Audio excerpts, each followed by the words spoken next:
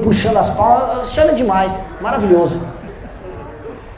Isso é muito importante, porque assim, quando eu falo as coisas que eu falo, por mais que eu não esteja em primeiro nas pesquisas, eu já penso como se eu estivesse governando. Então eu falo... Primeiramente, quero te parabenizar por essa andança pela Bahia. Eu acho que mostra que você quer fazer isso aí, mostra que você está com sangue no olho para ganhar essa eleição. Mas a pergunta que eu quero te fazer é uma pergunta que eu vejo muito Flávio falando. Vamos privatizar tudo. Eu quero saber o que o Lúcio pensa.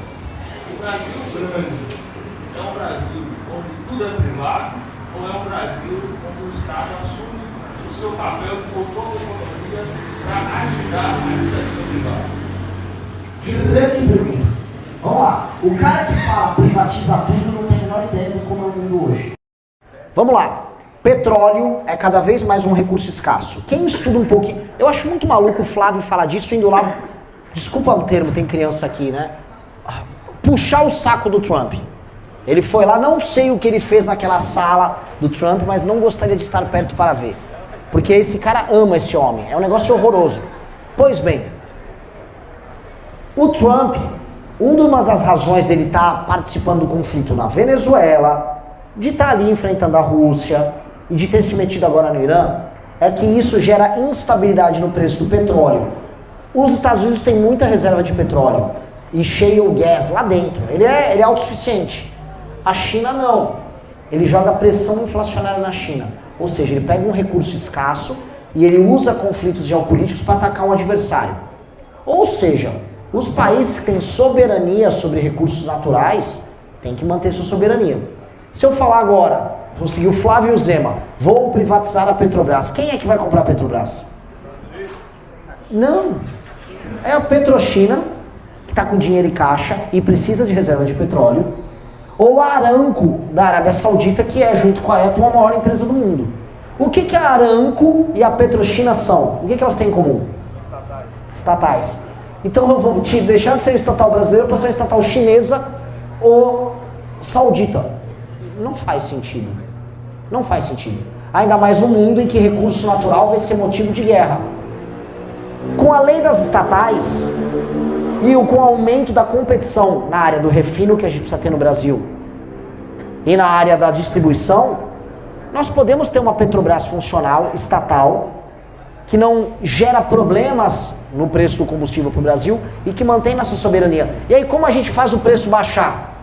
Eu sou completamente favorável a termos estoques reguladores igual os Estados Unidos têm e usar os biocombustíveis para quando sobe o preço mundial do petróleo, a gente não, fica tranquilo que eu tenho biodiesel e eu tenho gasolina via etanol, eu tenho etanol à vontade. Hoje a gente tem carro flex, temos que ter caminhão flex com biocombustível, temos que ter biodiesel e temos que ter carro elétrico, carro movido a biocombustível e movido a combustível fóssil. Por quê? Não ficamos na mão em nenhuma situação, o nosso preço não aumenta quando tem crise internacional. É isso que um líder político tem que fazer. É isso que nós temos que focar. Eu fui no Maranhão, estamos fazendo biodiesel de milho. Tem que ter uma porrada de refinaria de biodiesel de milho. Porque subiu o preço do petróleo, não, abastece com biodiesel. Já com os carros elétricos e com assim, milhares de matrizes energéticas limpas que nós temos aqui no Brasil, nós vamos poder permitir que o carro elétrico se torne regra. E usando, olha só, aqui no Nordeste a gente tem eólica e solar pra caramba. No Ceará tem urânio pra gente fazer usina nuclear. Vamos usar, já a gente vai poder explorar inclusive a força dos mares, das ondas, das marés, pra gente poder também gerar energia. Ou seja, o Brasil é um país abençoado em energia. Isso é força política. Então, um correio da vida, privatiza. Aquela empresa de comunicação do governo lá, que tem a TV Lula, privatiza. Agora a Petrobras, não. Esse é o critério. Hã? Tem o quê? Ah, é? Não sabia. Pois é, o Brasil tem reservas assim, abundantes de urânio. E a gente fica, será que eu vou ter usina nuclear? Não, eu vou pagar a conta de luz caro. Que tipo de idiota tem que ser? Óbvio que eu vou ter usina nuclear. País de primeiro mundo tem, a gente não vai ter? Não, mas... Não, nada. Vamos ter usina nuclear, vamos ter usina hidrelétrica, vamos ter energia solar, vamos ter bateria para energia solar, vamos ter tudo. vamos ter um multimodal. Até porque comecei a explorar ali nosso urânio, a fazer nossa usina, eu vou lá. Aí tem que ser um pouquinho malandro. Vou começar com o plano nuclear da bomba de novo. Aí, bem ajustado do ponto de vista geopolítico, fazendo um pacto, tem que avisar para os aliados: eu vou ter bomba atômica, tô no time, vamos jogar junto. Esse é o jogo. Até porque quando a Índia foi ter plano nuclear, ninguém barrou. Quando o Paquistão teve, ninguém barrou. Então ninguém vai barrar o Brasil, vamos fazer direito. O Brasil, só para vocês entenderem, por conta própria, decidiu no governo Collor soterrar o próprio plano nuclear. O Collor foi, onde a gente estava fazendo lá a exploração para ter a bomba atômica, e ele jogou a pá de cal. Tem vídeo dele. Um idiota, né? Enfim. Boa noite, tudo bom? Levando em consideração a sua proposta sobre a questão financeira, como você colocaria em prática e o que você faria caso o Congresso ficasse impedir ou boicotar? Eu vou precisar ser persuasivo com o Congresso. O Congresso sabe que o Brasil está quebrando. O Congresso, em grande medida, se você pensar o que faz um deputado federal, ele não tem muita opinião. Tem uns caras de esquerda que tem umas opiniões à esquerda e eles vão vir contra de qualquer forma. Tem uns direitas aí que também não tem tanta opinião sobre economia. O resto é o centrão. O centrão não liga se eu reformar a economia. O centrão quer vender dificuldade, não, gerar dificuldade para vender facilidade. E como é que pagam a facilidade para ele? Emenda. Então eu vou ter que jogar o jogo.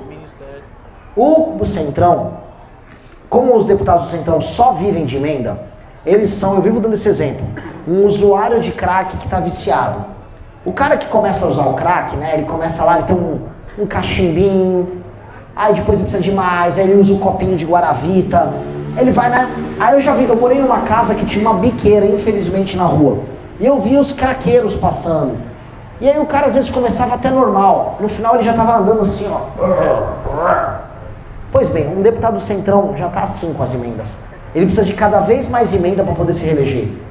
Ele precisa de cada vez mais dinheiro para ele poder operar. Então, eu vou saber negociar usando isso, entendendo que no momento seguinte, se eu fiscalizo a emenda dele, a casa dele caiu. Esse plano, inclusive, não é nem meu. Esse plano é do Zé Dirceu e do Flávio Dino. Que se pegar o Centrão pela emenda, não tem Centrão. Eles vão votar tudo com o governo, porque o que esses caras roubaram vai fazer o escândalo do Banco Master parecer fichinha.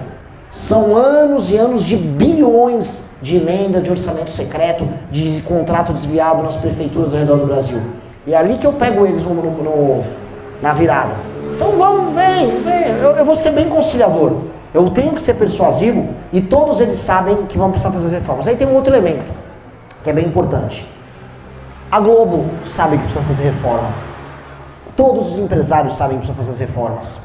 Boa parte da classe média sabe que precisam ser feitas reformas. A gente tem que montar uma grande coalizão para constranger quem votar contra o que é certo e o que precisa ser feito. A gente precisa montar uma coalizão com todas as forças políticas. Por isso que eu não vou ficar xingando o Globo, xingando o jornalista, xingando a emissora. Eu quero unir todo mundo. Vamos fazer o que precisa ser feito. O plano tem que ser o nosso. Esse é um ponto. Eu adorei a senhora, ela tá a entender, puxando as palmas. A senhora é demais, maravilhoso.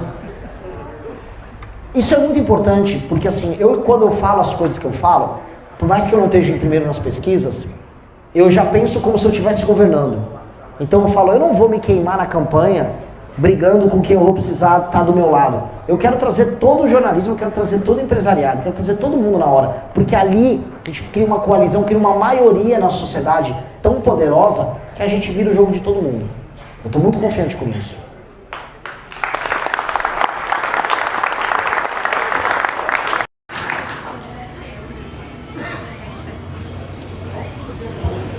Eu sabia. Eu sabia que tinha terra rara aqui também, mas não sabia do urânio. É, rapaz. E vocês tudo pobre aqui, né? Esse é fogo. Tem que ter usina aqui também. Tem. Na Bahia. Ceará também. Senão o Pedrinho vai ficar bravo. Boa noite, Renan. Boa noite a todos presentes. Primeiramente, eu queria dizer que pela nossa vida, sobre os que estão aqui, faz eu me identificar com você e ver uma possibilidade de futuro grandioso é justamente essa sua postura mais agressiva, mais assertiva, de quem tem clareza sobre aquilo que quer. Mas no momento agora eu não quero nem te fazer uma pergunta, na verdade eu quero mais fazer uma provocação. O colega aqui até trouxe uma coisa interessante, que para mim é o que mais é relevante na sua pauta, é justamente o corte de gastos públicos. Para mim essa proposta de redução do número de municípios e toda essa nossa massa de servidores é algo extremamente necessário, mas uma coisa que eu não sei se todo mundo está ciente aqui, o Brasil tem mais de 500 deputados federais. Cada deputado custa para a gente mais ou menos 300 mil reais por mês. No ano dá 150 milhões de dinheiro, sinceramente, jogado fora, porque o que chateia não é pagar. É você pagar para um cara que tem que estar lá 3 vezes na semana, ele não vai e ele não tem nenhum tipo de ônus em relação a isso. Então eu estou pagando para um cara que sequer está trabalhando. Então a provocação que eu quero te fazer é, já que você tem essa visão de que é necessário sim ter corte público, a gente precisa reduzir esses gastos, porque senão vamos quebrar, por que não a gente aumentar esse leque? Estender isso para deputados federais, estender isso para senadores, para deputados estaduais. Eu queria fazer essa provocação. Por que não? O povo quer isso, Renato. Mas é estendido na nossa PEC, tá? A gente está tratando desses temas também. E uma das coisas mais importantes é o gasto mensal do gabinete do deputado mas muito mais alto do que isso são as emendas desse deputado. Só a emenda obrigatória é 40 milhões num ano, para cada deputado. Se eu contar os que vão para o orçamento secreto, isso pode dar 100 milhões por deputado. E uma parte disso é mandada para os municípios e desviada. Então o buraco é ainda mais fundo. A gente vai ter que mexer nisso, vai ter que mexer nos super salários de juízes, super salário de promotor. Tudo isso dói. E aí cabe chegar na presidência, e esse é um papel que eu tenho que ter. Falar, sabe o meu cartão corporativo? Quebrei aqui. Meus gastos vão ser públicos, eu vou gastar pouco. Só vou gastar com segurança, e se eu precisar receber um chefe de estado, eu vou precisar pagar um jantar caro nele aqui. É isso, eu vou avisar, jantar caro, se eu receber o Trump em Brasília, meu velho, eu vou ter que servir o Trump bem, gastar com segurança, é isso. Eu vou gastar com isso toda uma vez. Se eu receber chefe de estado, vai ter que ter comida boa, vai ter que ter vinho pro cara. Oi? Não vai ter show de Madonna no seu governo, não. Não, nem tem. Pelo menos está me confundindo com o Eduardo Paes. Né? Não sou Eduardo Paes. O que eu tenho que ter é o presidente da República. Esses são os meus gastos. Eu estou fazendo meu sacrifício. Como presidente, meus ministros vão fazer. Montar um ministério que faz sacrifício, já eu vou virar para os deputados. Vocês também vão, né? E os deputados da minha base têm que mostrar isso, especialmente os deputados do meu partido, que é o Partido Missão. Então, nós temos que fazer essa demonstração. A Kessia vai estar lá em Brasília, toda certeza, toda ajustada. E isso gera um constrangimento. A gente tem que convidar toda a sociedade brasileira a fazer um sacrifício. A gente tem que convencer todo mundo, todos os entes federativos a entender. Para a gente sair do buraco, temos que fazer um sacrifício. E vai ficar muito feio para quem não tomar parte ao sacrifício. Muito, muito, muito feio. Então eu acho que isso faz parte justamente dessa convocação nacional. Eu acho que você está certa na análise.